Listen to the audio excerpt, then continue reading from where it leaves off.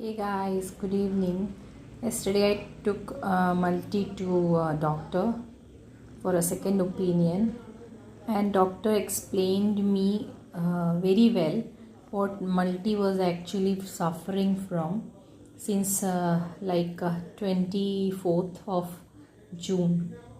He told me she's got a virus, which is, I will mention you in the subject. It's a long name and it's an airborne disease.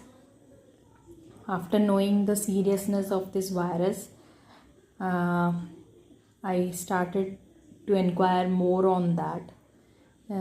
At that time, I came to know what exactly she is suffering from.